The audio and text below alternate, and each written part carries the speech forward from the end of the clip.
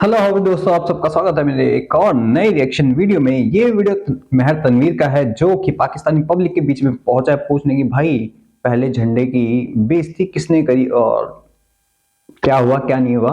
और फिर इंडिया के अंदर इनके एम्बेसीज पे हमला हुआ, इनके झंडे की बेइज्जती करवाई गई है लखनऊ के अंदर। नीचे फर्श पे लगा दिया, उस पर लोग थूक रहे हैं, चल रहे हैं, घूम रहे हैं। तो इस पे देखते हैं पाकिस्तान की आवाम क्या बोलती है। चलते हैं पाकिस्तान, देखते हैं। वीडियो शुरू करते हैं बिना किसी देरी के। लेकिन वीडियो शुरू करने से पहले वीडियो को लाइक कर ले, चैनल को सब्सक्राइब कर लें, पहले के बनना ना भूले, और इंस्टाग्राम पे फॉलो कर लें, लिंक आपको डिस्क्रिप्शन में मिल जाएगा। शुरू करते हैं वीडियो बिना किसी देरी के। चलते हैं पाकिस्तान। वालेकुम अस्सलाम। सर, इस वक्त बांग्लादेश और इंडिया के मामला इस तरफ चले गए कि एक दूसरे की परचम की तौहीन करने पे उतरा है। 3 माह बांग्लादेश बिल्कुल बाज नहीं आया, बार बार इंडिया के मना करने के बावजूद कि हमारे परचम की तौहीन ना करें। आवाम बहुत ज़्यादा रिएक्ट कर रही है, इधर एहतजाज वगैरह इंडिया के अंदर हो रहे हैं, लेकिन बाज नहीं आया। अब इंडियन ने भी ये काम शुरू कर दिया अपनी यूनिवर्सिटीज़ के अंदर और सड़कों के ऊपर, बाहर उन्होंने परचम ज़मीन पर लगा दिए हैं। आप क्या समझते हैं कि बांग्लादेश को ये हरकत शुरू करनी चाहिए थी? अगर उन्होंने शुरू की है तो अब इंडिया को इस तरह का रिएक्ट करना चाहिए या नहीं? देखें जी, सबसे पहले तो आपने जाना है कि ये जो परचम की जो तौहीन होना शुरू हुई है कहाँ से शुरू होना हुई है। बिल्कुल आपको पूरा उसके बैकग्राउंड का पता होना चाहिए, और हमें कभी भी किसी एक साइड पर होकर बात नहीं करनी चाहिए। बिल्कुल सर, ये जो सारा सिलसिला शुरू हुआ है शेख हसीना 5 अगस्त के बाद हुआ है। ऐसे ही है। शेख हसीना, मुझे नहीं, आपको नहीं, पूरी दुनिया को पता है कि वो भारतीय एजेंट है, ठीक है, वो टाउट है, ओके। वो कठपुतली है। ये सबको पता है। किसकी? मोदी की। मोदी की, अच्छा, क्योंकि वो अवामी लीग की सरबराह है। ठीक है, 3 बार लगातार वो वज़ीर आज़म रही है शेख हसीना। सही है। तो उसके बाद जैसे उसकी हुकूमत जाती है तो इंडिया ने इतना ज़्यादा इन्वेस्ट किया हुआ था हसीना के ऊपर। बिल्कुल। अब उसकी हुकूमत चली जाती है तो उसकी अच्छा, शेख हसीना ने कितनी देर हुकूमत की सर? लगातार 3 टर्नओवर कर गई वो, मतलब 15 साल लगभग। 15 साल, 5 और साल उसके अलावा 4 टर्नओवर किए हैं उसने। यानी 20 साल। हाँ, 20 साल। तो बाकी 30 साल हमारे उनसे ताल्लुक बेहतर रहे आपके ख्याल में? किसके साथ? बांग्लादेश के साथ हमारे ताल्लुक बेहतर रहे? उसके आपको पता है वहाँ मार्शल भी लगा है, पता कितने साल रहा है सर? ताल्लुक रहे, मार्शल लॉ लगा, यानी कि फौज हुकूमत ने की सर, फौज हुकूमत ने उनकी जो फौज ने हुकूमत की वहाँ।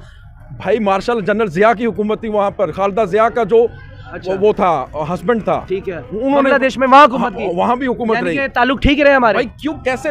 1900 देखे ना, 1971 में पाकिस्तान से बांग्लादेश अलग होता है, ठीक है। तो वो आप देखें कितने साल हुए हैं?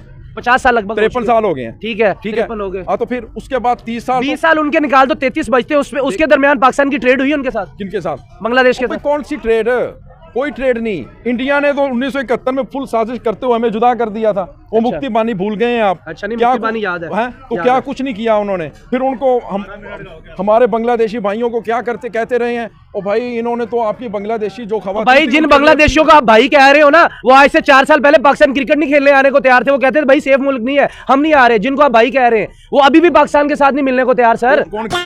मुफ्ती बहनी की बात कर रहा है और टाउट की बात कर रहा है। अगर बांग्लादेश शेख हसीना इंडिया की टाउट होती ना तो फिर सारी इन्वेस्टमेंट इंडिया की होती। इंडिया क्यों भीख देता इनको? 250 बिलियन रुपीस, 200 बिलियन क्यों देता? आउट होती तो चाइना नहीं जाती। जुलाई में चाइना गई थी ये, देख आर्टिकल। तेरी तरह मैं हवा में बातें नहीं करता। आउट होती ना तो इन्वेस्टमेंट लाती नहीं बाहर से। बाहर की इन्वेस्टमेंट थी, इंडिया की इन्वेस्टमेंट थी कुछ, लेकिन बाहर की ज्यादा थी। आउट होती ना तो Sheikh Hasina nuclear power plant नहीं लगाती अपने देश के अंदर। देख आर्टिकल, रशिया ने लगाया था और उसकी देखभाल करने के लिए इंडियन जाने वाले, लेकिन गए नहीं 5 अगस्त के बाद। चूचू के मुरब्बे तो थोड़ा सोच समझ के बोला करो तुम लोग। वैसे भी पाकिस्तानी बेइज्जत होने के लिए बने, एंटरटेनमेंट के लिए बने। 10 लाख बंगाली मार दिए, इसमें हिंदू थे, उसमें मुसलमान थे, उन्हीं की कब्जे खुदवा के उन्हीं को गोली मार देते थे। और तुम्हारा वो जनरल जिया, क्या नाम था उसका, पूछता था अपने सैनिकों से, हाँ भी सैनिक कितना स्कोर हुआ, 12, 13, 15, और बहुत चौड़े में बोलते थे, चौड़े में। चूचू के मतलब सोच के बोला कर। और ये पूरे वर्ल्ड में सबको पता है। बांग्लादेशी वहां से भाग के यहाँ पे आ रहे थे तो एक्शन लिया गया था। इंडिया को सीखना चाहिए था, जो सिलीगुड़ी कॉरिडोर है उसको चौड़ा करना चाहिए था और भी, लेकिन करा नहीं। ये हमारी बेवकूफी सबसे बड़ी। हम किसी पे कब्जा, अरे क्यों नहीं करते भाई कब्जा, क्यों नहीं करते? करो, अलग करते उनको, लेकिन करते अपना कब्जा कुछ। आज क्या हो रहा है बताओ मेरे को, ये बेवकूफी थी। कह रहा है बांग्लादेश अभी भी नहीं पाकिस्तान को मिलने को तैयार हुआ। बांग्लादेशी हमारे साथ खेलने के लिए भी तैयार हैं, बांग्लादेशी पाकिस्तान आने के लिए तैयार हैं। पता नहीं आप न्यूज नहीं पढ़ते, कहां कौन से आने को तैयार पता नहीं है? आप और सर अभी अफगानिस्तान ने चैंपियन ट्रॉफी में जवाब दे दिया, बांग्लादेश अफगानिस्तान को ऑफर की है, दोनों ने, श्रीलंका ने भी जवाब दे दिया। आप पता नहीं झूठ से काम ले सर रहे हैं। झूठ से नहीं मैं काम ले रहा। बांग्लादेश हसीना पर इन्वेस्ट किया था या बांग्लादेश पर इन्वेस्ट किया था? जाहिर बात है, हसीना पर इन्वेस्ट करेंगे तो कुछ मिलेगा, ओके, ठीक है ना। तो बांग्लादेश की कौन थी वो?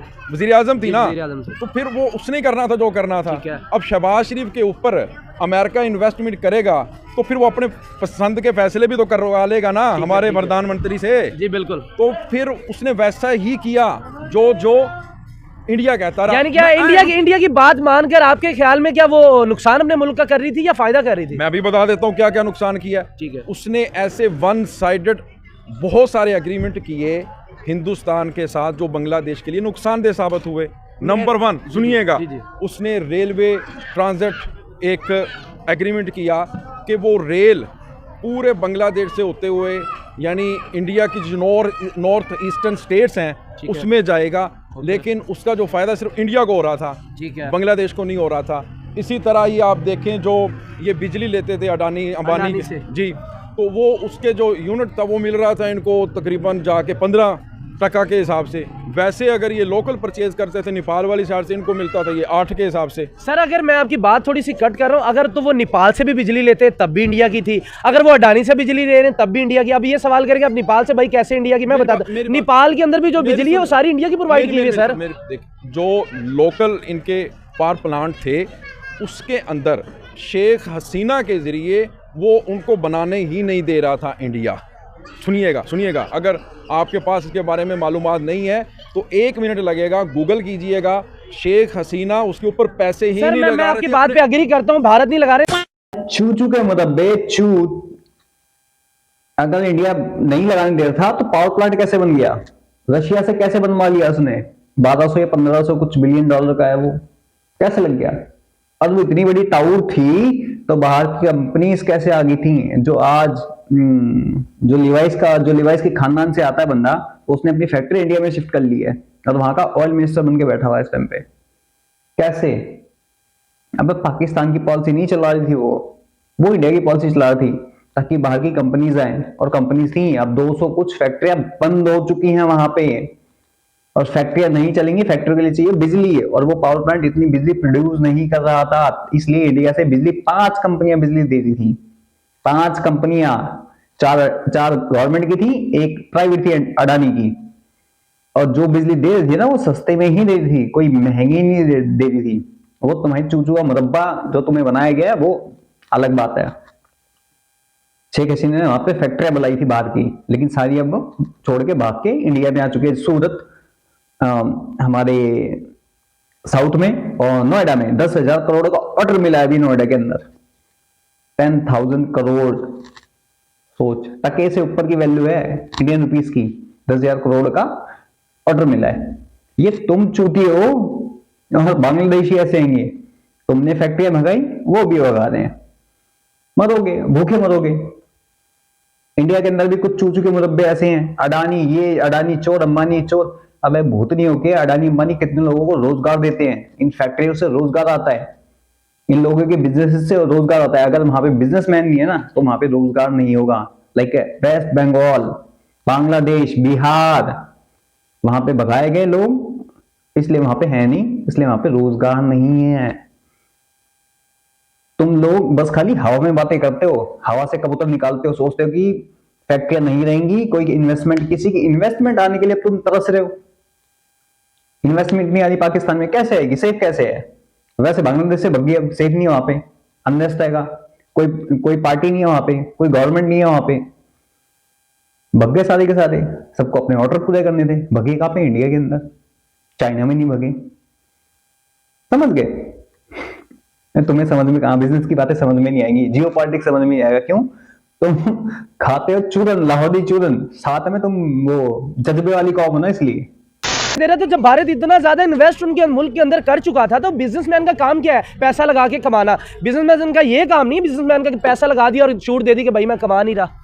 देखें, आप शायद आपके पास नॉलेज नहीं है जी। या आपने यकतरफा बात करनी है, ये मुझे नहीं पता। जी जी बात ये है सर, मैं हक और सच पे बात करता हूँ। मेरा ये जो चैनल है, अगर आप विजिट करेंगे तो मैं जो राइट है वही बात करता हूँ। बात सिर्फ ये है कि परचम जलाना चाहिए था या नहीं, चाहे जितनी भी मर्जी बैकग्राउंड बात थी। परचम के ऊपर ही आ रहा हूँ भाई। जी। सबसे पहले परचम कहाँ से जलाया गया, उसकी ह्यूमिलेशन हुई, किस कौम की हुई? वो अगरतला में हुई, वो त्रिपुरा में हुई। ठीक है। क्योंकि जो सफारत खाना था वहां पर, वेस्ट बंगाल का जो कैपिटल है जिसको हम कलकत्ता कहते हैं, वहां पर जो इनका जो डिप्टी हाई कमीशन है उसके ऑफिस में जाकर बांग्लादेश के वो जो डिप्टी हाई कमीशन जलाओ घेराव किया।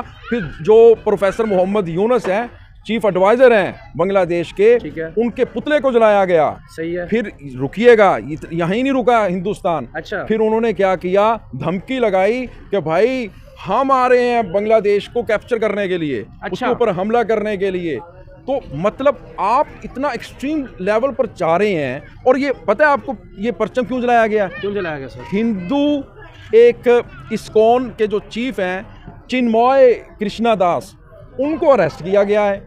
और वो जो अरेस्ट बताऊं क्यों किया है? जी बताएं सर। क्योंकि वो एंटी बांग्लादेश के ही खिलाफ बांग्लादेश में प्रोटेस्ट ऑर्गेनाइज करवा रहे थे, ताकि दुनिया में एक इमेज बिल्ड किया जाए कि बांग्लादेश में जो मिनॉरिटी है वो सेफ नहीं है, हिंदू सेफ नहीं है। और उसके वो सबूत मिले, उसकी स्पीच भी आज भी मौजूद है। और उसके ऊपर फिर जैसे ही बांग्लादेश ने एक्शन लिया, उसको अरेस्ट किया। और उनकी जो सर, मेरा सवाल उधर ही है, परचम किसी के मुल्क। अबे चूचू के मुरब्बे, स्पीच क्या थी? स्पीच सुनिए तूने, सुनिए स्पीच क्या थी? हिंदुओं पे अत्याचार बंद करो। जब वहां पे पुलिस वाले डंडे मार रहे थे हिंदुओं को, तब का चूत कहां मरवा था तो अपनी? तब चिन्मय कृष्णदास ने प्रोटेस्ट करा कि हिंदुओं पे अत्याचार बंद करो। उनको किस लिए साजिश में कि बांग्लादेश के अगेंस्ट बात कर रहा है, बांग्लादेश के अगेंस्ट। और रही बात परचम जलाने की, फ्लैग जलाने की, तो पहले क्या करा बांग्लादेशियों ने? फ्लैग अपने कॉलेज के बाहर लगा दिया, इंडियन फ्लैग। उसके बाद एक्शन हुआ है। और कोई पुतला नहीं जलाया इसका, मोहम्मद यूनिस का। Mohammad Yunus is a butcher of Bangladesh, जिसने हिंदुओं के कत्लेआम के ऑर्डर दिए, खुल के दिए उसने। आगे बात समझ में। उसके बाद इंडिया में हुए कलेशे, उसके बाद इंडिया के डॉक्टरों ने मना करा है। अब एम्स वालों ने मना कर दिया, बांग्लादेशियों का ट्रीटमेंट नहीं होगा। कैलकाटा एम्स ने मना कर दिया है, अब जाके मना करा है, अब जाके इनकी ट्रेड रोकी है। 2 हफ्ते पहले इन लोगों ने कांड करा था, जैसे करा उसके बाद एक्शन का रिएक्शन यहां से आया। जैसे चिन्मय कृष्णदास को अरेस्ट करा तब भी कुछ नहीं बोले हम लोग, इतने हिंदुओं को मार दिया तब भी कुछ नहीं बोले। इंडिया अगेंस्ट नारे लगते रहे। एक लड़के को पीटा पिछले महीने, देख। मेरे साथ लूटपाट हुई है और मेरे ऊपर मर्डर करने की कोशिश की गई है मेरे साथ। नवंबर के 23 तारीख को मैं बांग्लादेश गया था घूमने के लिए। नवंबर के 26 तारीख रात को 11 बजे मेरा ट्रेन था इंडिया वापस आने का। थोड़ा ही दूर जाने के बाद वहाँ पे 5-6 मुस्लिम युवक हमको घेर लिए। घेरने के बाद मुझसे पूछताछ करने लगे कि तुम कहाँ से हो, यहाँ के नहीं लगते, तुम्हारा धर्म क्या है। वो लोग ने मुझे खींच के एक किनारे पे ले गए जहाँ पे थोड़ा अंधेरा था। फिर उन्होंने मुझे बहुत मारा, मेरे सिर के पीछे पत्थर से मतलब फोड़ दिया मेरा सिर। मेरे साथ लूटपाट हुई है और मेरे ऊपर मर्डर करने की कोशिश की गई है मेरे साथ। बिकॉज वो इंडियन हिंदू था, इस वजह से। और पूछ के पीटा इन जिहादियों ने, तेरे भाइयों ने, तेरे जिहादी भाइयों ने। तब भी कुछ नहीं बोला। जब इंडियन फ्लैग का इंसल्ट करी उसके बाद पेला गया इनको। उसके बाद भी फ्लैग नीचे नहीं लगाया गया, सिर्फ इनके हाई कमीशन पे हमला बोला गया बंद करो इसको। और वहां के इतनी हिम्मत हो गई थी, वहां के गार्डों की जो बॉर्डर पे थे वो इंडिया के टेरिटरी में घुस के यहाँ के मंदिर के जो रेनोवेशन होता उसको रुकवाते। इतनी हिम्मत हो गई थी उनकी। फिर सुना है पैंटे उतरवा के भिजवाए वहां पे, उनकी पैंट नीचे करवाई है कि पैंट नीचे होनी चाहिए वहां तक, जब तक तो अपनी टेरिटरी में नहीं पहुंचता नीचे ऊपर नहीं करेगा। तो बीएसएफ ने ये करा। आगे बात समझ में। जाहिल थोड़ा पढ़ लेता, थोड़ा देख लेता, समझ लेता, पाकिस्तानी न्यूज के ऊपर नहीं रहता तो तेरी ऐसी बेइज्जती नहीं होती। विद प्रूफ दे रहा हूं, विद प्रूफ, और तेरे को नंगा कर रहा हूं, जैसे 71 में नंगे हुए थे ना, अब तेरी पैंट उतार रहा हूं मैं। शर्म आती है? वैसे देख के ये वीडियो देखेंगे ना इसके आसपास वाले, तो पाकिस्तान में वैसे भी नहीं देखी जाती मेरी वीडियो, काश देखी जाती। और इसको बोलते, फिर इसको नंगा करते ऐसे ही, तब मजा आता है ना। भी चूचू के मुरब्बे हैं पाकिस्तानी न्यूज पे भरोसा करेगा तो ऐसे नंगा होगा। थोड़ी रिसर्च कर लेता तो अच्छा रहता, बोलने से पहले सोच समझ के बोलता है, या थोड़ा सा बोल के हट जाता है। इतना लंबा बोला ना तू पिलेगा। का जलाना चाहिए, पासपोर्ट जलाना चाहिए या नहीं? बिल्कुल नहीं जलाना चाहिए, मैं इसकी मजम्मत करता हूँ। ठीक है। अगर आप मुझे थप्पड़ मारेंगे तो मैं आपको फूलों का हार पहनाऊंगा। नहीं, आपका कहने का ये मतलब है कि इंडिया ने शुरू किया है परचम जलाना? हाँ, इंडिया ने किया। सर अगर पूरी दुनिया की वर्ल्ड मीडिया में देखा जाए तो सबसे ज्यादा सर, सबसे ज्यादा आप बीबीसी न्यूज पे भी देख लें, ये सबसे ज्यादा यही हेडलाइन चल रही है कि इंडिया, पहले बांग्लादेश ने इंडियन के परचम जलाए, तो फिर आगे से 3 माह वेट करने के बाद, अपने सेक्रेटरी को भेजने के बाद फिर उन्होंने रिएक्ट किया। आज उनकी कौम ने नई दिल्ली के अंदर फिर उन्होंने परचम उनके भी पांव के नीचे रखे हैं, इतना इंतजार करने के बाद। देखिए, अब मुझे बात करने का पूरा मौका दीजिएगा। जी करें सर। मुझे एक कोई न्यूज पेपर का आप हवाला दें। सर मैं बीबीसी का दे रहा हूं सर। क्या दे? अगर आप कहेंगे तो मैं आपको, आप इंटरव्यू के बाद में आपको दिखा सकता हूं। सबसे पहले जो परचम को जलाया गया है वो हिंदुस्तान में जलाया गया भाई साहब। अच्छा, बीबीसी सो रही थी तब तक, इंटरनेशनल मीडिया सो रही थी जब बांग्लादेश के परचम को जलाया। यार मुझे नहीं लगता आपके पास कितना नॉलेज है बांग्लादेश और इंडिया के बारे में। अच्छा, ठीक है, मैं आपको डेट टू डेट बता देता हूं कि किस डेट को क्या हुआ है। और सबसे पहले जो परचम जलाया गया है वो बांग्लादेश का जलाया गया है। फिर क्या बांग्लादेशियों ने उसका मोदी का वो पुतला जलाया है? अच्छा, उन्होंने तो उनके पुतले भी जलाए हैं। ठीक है। और फिर उन्होंने, वो तो कह रहे हैं हम ना रिएक्ट कर रहे हैं, जब हम इतनी दफा कह चुके हैं कि भाई हमारे परचम को ना जलाया जाए, हमारी जो मजहब या हिंदू मजहब है उसको ना डिस्टर्ब किया जाए, हमारे मंदिर ना डिमोलिश किया जाए, हमने तो रिएक्शन करना ही करना था इतने वेट के बाद। अच्छा, मुझे एक सवाल का जवाब दें। जी सर। जो मिनॉरिटी है, जिसको आप अकलियत कहती हैं, जी सर, वो किस मुल्क में ज्यादा सेफ है? इस सवाल का जवाब मुझे दें, बांग्लादेश में या इंडिया में? इसका जवाब आप दे दें। मेरे जाती ख्याल से अगर पूछेंगे तो मैं आज भी ऑन एयर कह रहा हूं, मेरी इस प्रोग्राम से पहले एक हिंदू कम्युनिटी से और मुसलमान कम्युनिटी से बात हुई है। अगर आप चाहेंगे तो मैं उनके वॉइस सुना दूंगा। उनके अंदर बहुत ज्यादा सेफ पाए जाते हैं इंडिया के अंदर। अच्छा, आप मैं गया नहीं हूं इंडिया के अंदर, लेकिन मैं आपको उसके सबूत दे सकता हूं कि इंडिया के अंदर वो सेफ है। यार कैसी बात कर रहे हैं भाई आप? यानी अब मुझे कोई मैसेज कर दे, मुझे व्हाट्सएप कोई मैसेज कर दे, मैं बड़ा सेफ हूं तो मैं मान लूंगा भाई। यार अब जो रह रहे हैं उनके तो यकीन करना पड़ेगा ना, हम कौन सा उधर जाके रह रहे हैं? ये गूगल है, ये अंकल गूगल किस लिए है भाई? इस पर टाइप करें। जो 1 मिनट, जो बांग्लादेश, 1 मिनट मुझे बताए। तू सर्च करके देख ले और बता, सर्च करके देख ले, तेरी औकात इतनी है, तू बांग्लादेश, इंडिया, पाकिस्तान में सर्च करके देख ले। 23% थी आबादी, कितनी रह गई है? 40-80 लाख हिंदू की, 25,000 वो रह गए हैं बस, खाली सिख रह चुके हैं। बांग्लादेश में कितनी है? 8%। तू सर्च करके देख ले। इंडिया में कितने हैं? कितने हैं इंडिया में? 35 लाख, 30 से 35 करोड़ आएंगे यहाँ पे। 2% थे, इतने कैसे बढ़ गए? अगर इंडिया में सेफ नहीं है, हंस रहा है कुत्ते की तरह, हंस रहा है ऐसे सुअर की तरह हंस रहा है, तो बता कितने थे? गूगल पे सर्च मार ले, चल, औकात है दिखाएगा, है औकात दिखाएगा। इंडिया में जितनी फैसिलिटीज मिलती हैं तू देता है, वहां पे पाकिस्तान में देता है, बांग्लादेश में मिलती हैं? बता मुझे। बांग्लादेश, पाकिस्तान में मेरे को बता दे कोई हायर पोस्ट पे, कोई जनरल, कर्नल, बता दे मुझे, कोई है? हिंदू है? नहीं मिलेगा। बता, वहां का प्राइम मिनिस्टर बन सकता है कोई मुसलमान? प्रेसिडेंट बन सकता है कोई मुसलमान, हिंदू? सॉरी, बता दे, बांग्लादेश में, पाकिस्तान में बन सकता है? अपने इसका हवाला मत देना। 2 कौड़ी का तुम्हारा संविधान नहीं है ना, तुम्हारी 2 कौड़ी की इज्जत है। आगे बात समझ में, जाहिल के बच्चे। गूगल पे सर्च मार ले, बेइज्जती हो जाएगी 2 मिनट में। 1 मिनट, बांग्लादेश के अंदर जो कुछ हुआ आप क्या जस्टिफाई करते हैं कि वो ठीक ही है उन्होंने? मैं कौन होता हूं जस्टिफाई करने वाला भाई? तो सर फिर आप जब ये बात करें कि सेफ कौन सा है? मैं सिर्फ बता सकता हूं कि क्या हो रहा है इस वक्त। नहीं, जो बांग्लादेश के अंदर हुआ है। 1 मिनट, मीडिया रिपोर्ट्स में ये भी आया ना कि डिमोलिश किया गया, परचम जलाया गया, तो बांग्लादेश ने सही किया था। अगर आज इंडिया गलत कर रहा है तो आपके ख्याल में पहले बांग्लादेश ने सही किया था? मैं वही तो कह रहा हूं कि अगर आप मुझे थप्पड़ मारेंगे तो मैं फूलों का नहीं, हाथ आप उठाने नहीं से नहीं सर, रहा आप ये जवाब दें कि ईंट सही का किया, जवाब देखिए, सही किया है, मेरी बात सुने ना, बांग्लादेश सही कर रहा है। मेरी तो सुन लेना। असल में तकलीफ हिंदुस्तान को बताऊं क्या है क्या है बताएं सर। कि फर्स्ट टाइम हिस्ट्री में ऐसा हुआ है कि जो आगे से आके ठीक ठाक ठुकाई कर रहा है, यानी अच्छा प्रोफेसर 50 मिनट सर, थोड़ा सा फ्रेम में आ जाए सर। 50 साल खाने के बाद याद आया था ठुकाई करना।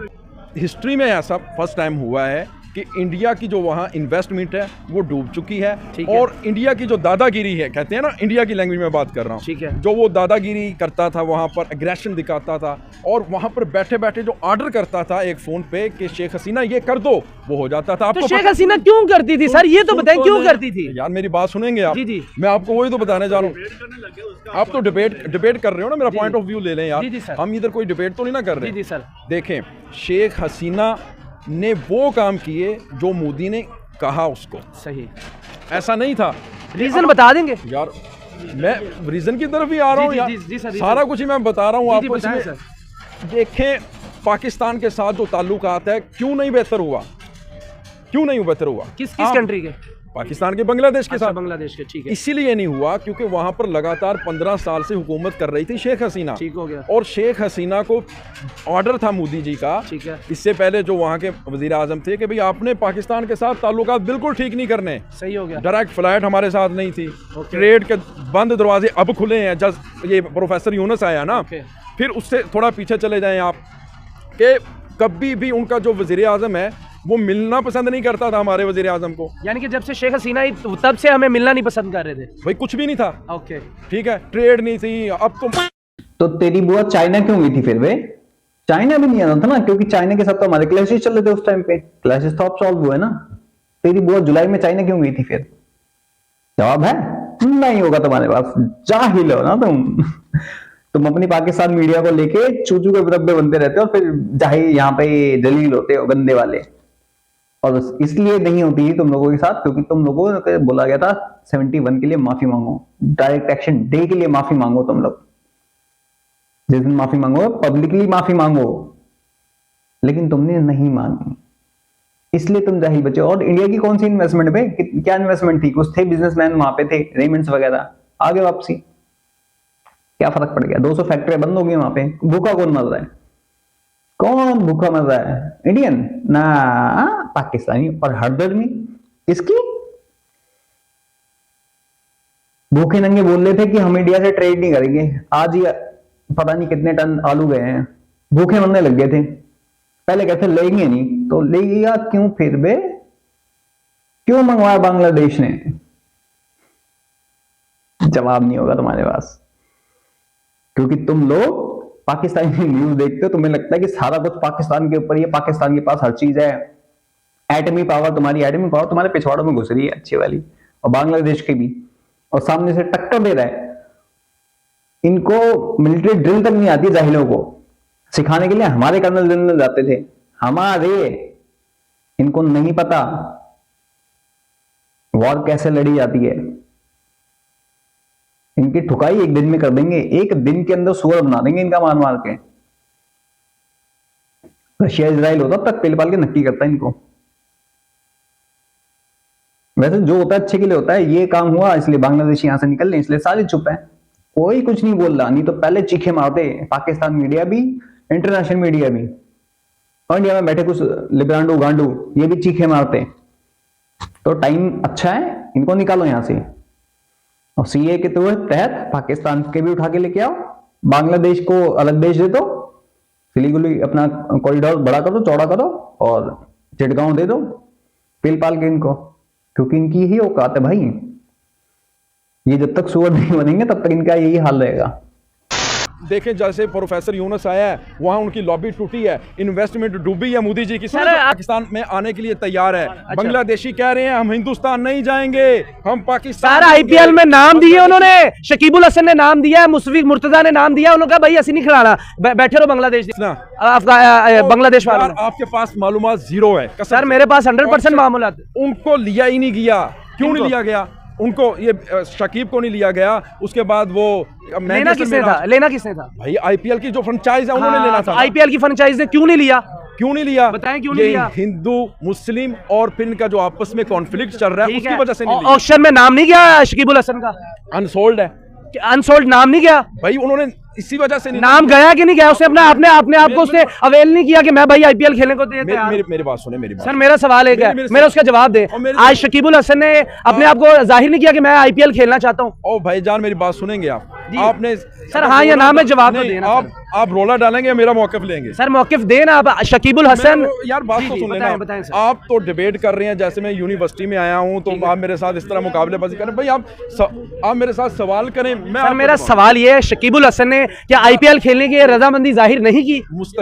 देखें, मुस्तफिजुर रहमान है, शकीबल हसन है, ठीक हो गया। और बाकी बांग्लादेशी बॉलर बैटर सारे उसमें शामिल हैं। ओके सर, असल में जो वजह है ना बांग्लादेशियों को आईपीएल में ना लेने की, ठीक है। वो यही है। सर मैं लेने के तो मेरा सवाल ही नहीं आपसे सर, मैंने कहा कि अपने आप को उन्होंने जाहिर नहीं किया कि हम आईपीएल खेलने के लिए तैयार है। सर सवाल मेरा ये है। देखो कौन प्लेयर नहीं है जो क्रिकेट की तो दुनिया सर में एक साइड पे आप कह रहे हैं कि वो इंडिया जाना नहीं चाहते, खेलना नहीं चाहते, दूसरी साइड पे वो अपना नाम दे रहे हैं। सर मतलब सामने से बंदा क्वेश्चन करता है तो तुम्हारी फट रही है। हाँ तुम्हारी फटेगी क्योंकि तुम्हारा प्रोपेगेंडा नहीं चल पा रहा। और रही बात इनकी बांग्लादेशियों की आने की, इनको होटल तक नहीं मिल रहे। करतला से लौटने वाले यात्रियों की शिकायत है कि वहां बांग्लादेशियों को होटल से बाहर निकाला जा रहा है। बांग्लादेशी यात्रियों ने हाईली इनसिक्योरिटी महसूस कर रहे हैं।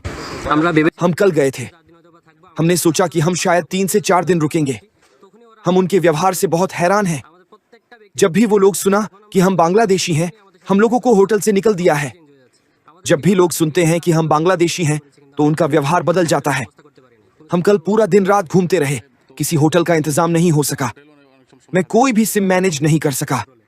सभी होटलों ने यहाँ ठहरने पर रिस्ट्रिक्शन लगा दिया है, जिससे कई तरह की दिक्कतें हो रही हैं। अब कोई भी बांग्लादेशी भारत में नहीं रह सकता। भारत ने उनकी देश में यात्रा रोक दी है। इनको होटल तक नहीं मिल रहे हैं। इनको होटलों में नहीं लिया जा रहा। बांग्लादेशी देखते साथ ही इनके ट्रीटमेंट नहीं हो रहे, इनको भगाया जा रहा है यहाँ से। समझ गया? और ये भूखे नंगे बांग्लादेशी हैं, 2 कौड़ी की औकात 3 सालों की, इंडिया से मुकाबला करने चले थे, अब चीखे मार रहे हैं। क्यों नहीं आना? क्यों आ रहे हैं फिर यहाँ पे? क्यों पढ़ने आते हैं यहाँ पे बैठ के? क्यों यूनिवर्सिटीज में आते हैं, AMU में आते हैं, दिल्ली यूनिवर्सिटी में आते हैं पढ़ने के लिए? इंडिया में क्यों आते भाई बताओ? और जितने यहाँ हैं दफा हो जाओ यहाँ से। क्यों मुंड मरा रहे हो? आना नहीं चाहते, 2 मिनट पे लड़ गए, नाम दिए, एक तरफ का आना नहीं चाहते इंडिया में। यार आप असल में ना मुझे लग रहा है आप व्यूवरशिप लेना चाहते हैं, प्रो इंडिया का फायदा नहीं है। सर मैं सवाल उधर ही मेरा है, क्या आईपीएल खेलने के लिए तैयार? हाँ ये आप इंटरव्यू ऐसे लगाएंगे? मैं ये आप जो ये बात भी हो रही ना हमारी ऐसे भी नीचे करके, मैं ये भी वैसे चलाऊंगा, ठीक है, मैं चलाऊंगा। मुझे बस इतना जवाब चाहिए आपका कि आईपीएल उन्होंने खेलने के लिए रजामंदी जाहिर की है शकीबुल हसन ने? हाँ सबने हाँ सुने- की है। ये सवाल तो फिर एक साइड पे आप कह रहे हैं वो भाई कह रहे हैं हमने इंडिया जाना नहीं खेलने, तो वो कौन सा उसका पुतला जाना था खेलने? अब आप यार, जवाब दें। मैं वही बता रहा हूँ ना जी सर। देखें कोई भी जो क्रिकेटर है ना दुनिया का, बड़ी सी बड़ी लीग में खेलने का ख्वाहिशमंद होता है। बिल्कुल सही लेकिन आप देखें कि इंडिया की हटदर्मी देख लें आप कि उन्होंने शाकिब को नहीं लिया, उन्होंने सबसे अच्छा बॉलर जो आईपीएल का मुस्तफिजुर रहमान उनको नहीं लिया। फिर क्या उनके पास पैसे कम हो सर गए आपकी थे? बातों में एतजाज है सर, मैं क्या देखिए, आपका पॉइंट ऑफ व्यू चेन्नई क्या सुपर- मैं समझूं आपका? देखिए चेन्नई सुपर किंग की तरफ से कल लास्ट टाइम खेला था वो मुस्तफिजुर रहमान, कटर है जो उनका। जी। तो फिर मुझे ये बताओ कि मुस्तफिजुर रहमान को क्यों नहीं लिया गया? सर वो नहीं लिया, वो उनकी मर्जी। आप ये कह रहे थे कि वो बांग्लादेश वाले जाना नहीं चाह रहे वहाँ, एक साइड पे वो आईपीएल के नाम दे रहे हैं। सर मेरा सवाल ये था, मेरी बात सुनो मेरी। एक आपने कहा ना कि वो नहीं जाना चाह रहे वहाँ। ये ना बस वो अपने उसमें जोर में है कि मैं पता नहीं क्या बोल लूं। मेरा मौकफ लेंगे आप? सर आपका मौकफ आपके सवाल में तजाद है, इस वजह से मेरी आपसे बार बार मैं आपसे आपको काट रहा हूँ। यार अगर डिबेट करोगे फिर तो मैं जवाब नहीं दूंगा, अगर आप सवाल का जवाब ले लो। सवाल का सर ये जवाब दें। आपने आप ये सवाल कहा, करें, मैं जवाब दे हाँ देता जी मेरा सवाल ये है, आपने ये कहा कि इंडिया जाने के लिए बिल्कुल तैयार नहीं बांग्लादेश, और मेरा सवाल ये बनता है। ओ यार भाई मैंने ये नहीं कहा कि इंडिया जाने के लिए तैयार नहीं। हर क्रिकेटर चाहता है कि मैं बड़ी से बड़ी लीग खेलूं। ये इंडिया की हटदर्मी थी, इंडिया के अंदर गलाजत थी, इंडिया की ये कमीनियत थी, उसका अंदर का बाहर आना था कि उन्होंने बांग्लादेशी प्लेयर को आईपीएल के अंदर नहीं लिया। ठीक हो गया, बस ये था और क्या था। अगली वीडियो। चलो वही वीडियो होगी खत्म।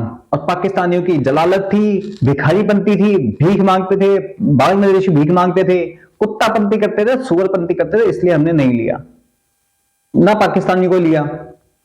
क्योंकि तुम टेररिस्ट हो, गंद मचाते हो, तुम अपने बच्चों को गंदी चीजें सिखाते हो। और कौन सा बांग्लादेशी इंडिया नहीं आना चाहता? देख वीडियो दोबारा देख। अगरतला से लौटने वाले यात्रियों की शिकायत है कि वहां बांग्लादेशियों को होटल से बाहर निकाला जा रहा है। बांग्लादेशी यात्रियों ने हाईली इनसिक्योरिटी महसूस कर रहे हैं। हम कल गए थे। हमने सोचा कि हम शायद 3 से 4 दिन रुकेंगे। हम उनके व्यवहार से बहुत हैरान हैं। जब भी वो लोग सुना कि हम बांग्लादेशी हैं, हम लोगों को होटल से निकल दिया है। जब भी लोग सुनते हैं कि हम बांग्लादेशी हैं, तो उनका व्यवहार बदल जाता है। हम कल पूरा दिन रात घूमते रहे, किसी होटल का इंतजाम नहीं हो सका।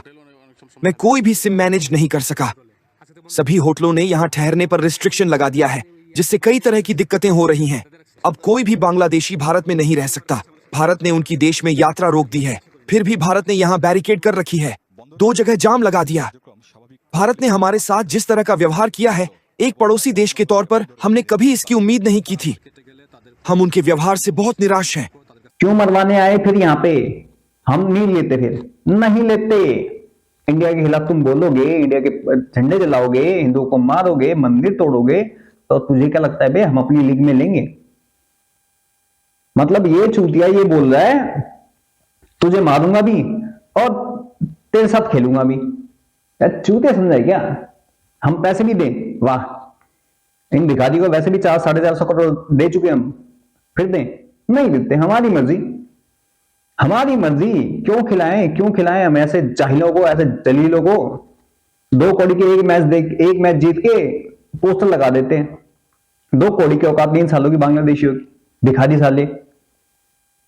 अब भीख मांग रहे हैं, इनको तो नंगा करके यहां से कॉलर पकड़ के भगाओ। और क्यों फट गई तेरी डिबेट में? क्यों फट गई? अगला बंदा जो सामने से पूछ रहा है क्यों तेरी फट रही है, और 2 मिनट में पलट जाते हो। पहले कहता बांग्लादेशी आना नहीं चाहते, मैंने कब कहा? तो झूठ मत बोला करो भिखारियों। तुम भिखारिस्तान हो कंगालिस्तान, 2 कौड़ी के दोनों की औकात नहीं है। तुम्हारे पास भी काम नहीं, उनके पास भी काम नहीं।